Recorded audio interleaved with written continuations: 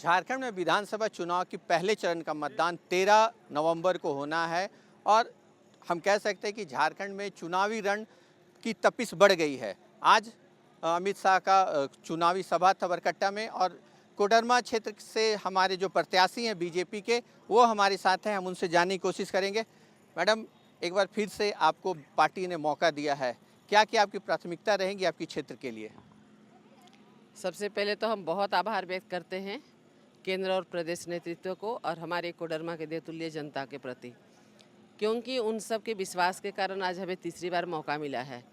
और निश्चित रूप से जैसे हम पूरी निष्ठा, ईमानदारी और पारदर्शिता के साथ 10 वर्षों के कार्यकाल को हमने पूरा किया है, वैसे फिर से उससे भी जोर, फिर से पुनः हम निष्ठा, समर्पित भावना से उनकी बहन, उनकी बेटी के रूप में पुनः कार्य करेंगे। और जो हमारे अधूरे कार्य हैं उस कार्य को पूरा करना, जिसमें सबसे पहले अभी माननीय गृह मंत्री जी ने भी कहा कि पत्थर उद्योग जो हमारे यहाँ बिल्कुल ध्वस्त कर दिया गया है, ये हेमंत सरकार ज़बरदस्ती, चूँकि हम कोडरमा में विधायक और सांसद भाजपा के हैं, इसलिए हमारे यहाँ रोज़गार को सबसे बड़ा साजिश का शिकार बनाया गया है।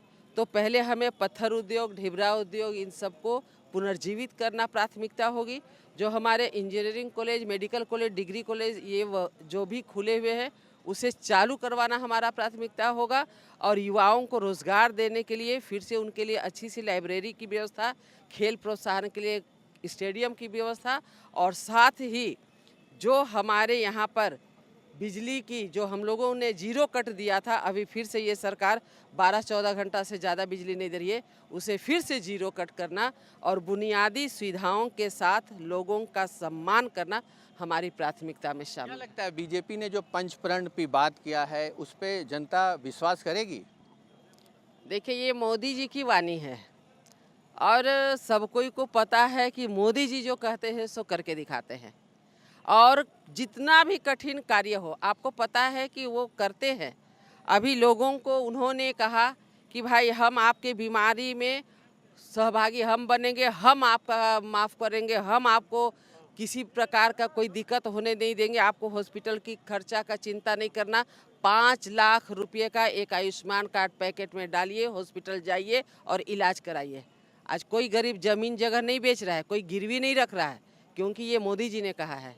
मोदी जी ने कहा कि आपका चूल्हा हम बुतने नहीं देंगे, दोनों समय भोजन बनाइएगा, वरना ये ग्रीन कार्ड के चक्कर में, हेमंत सरकार के ग्रीन कार्ड के चक्कर में कई गरीबों का चूल्हा नहीं जलता, लेकिन वो अनाज आज भी हर गरीबों को मिल रहा है। तो मोदी जी ने कहा है गो योजना के तहत 2100 देंगे महीने के 11 तारीख को, तो लोगों को विश्वास है, हमारे युवाओं को विश्वास है कि एक उनके जो नियुक्ति होंगे, जो विज्ञापन निकलेंगे, उसका एक कैलेंडर बनेगा। क्योंकि 5 साल जब हमारे माननीय रघुवर दास की नेतृत्व वाली सरकार थी, उसमें शिक्षक, दरोगा, वनकर्मी और पता नहीं कितनी नौकरियां बिल्कुल पारदर्शिता के साथ हुई। लोगों को विश्वास है कि फिर भाजपा आएगी और नौकरियों का बौछार होगा, इसलिए उनको पता है। और पुनः कोडरमा नहीं, बरकट्ठा नहीं, बगोदर नहीं, बल्कि पूरे झारखंड से फिर से भारतीय जनता पार्टी बहुमत के साथ में जीत हासिल करेगी। झारखंड में फिर से एनडीए की सरकार बनेगी और विकास की गाथा को आगे बढ़ाई जाएगी। सवाल है, पलायन एक बहुत बड़ा समस्या है इस क्षेत्र के लिए, उसके लिए आपके पास क्या रोड मैप रहेगा?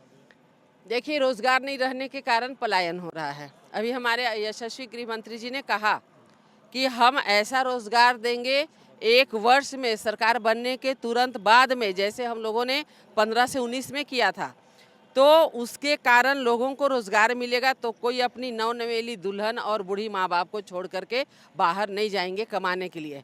2 वक्त की रोटी का व्यवस्था उनको अपने घर में ही मिलेगा। ये हम भारतीय जनता पार्टी के एक कार्यकर्ता होने के नाते विश्वास दिलाते हैं। तो ये थी कोडरमा से प्रत्याशी जिनको और साथ में यहाँ पे जो अमित शाह ने अपने भाषण में कहा, जो उन्होंने विश्वास दिलाया है जनता को कि इस क्षेत्र में, चाहे झारखंड की बात करें या इस क्षेत्र की बात करें, उनकी सरकार आने के बाद तमाम जो वो समस्या है उन समस्याओं का निदान होगा।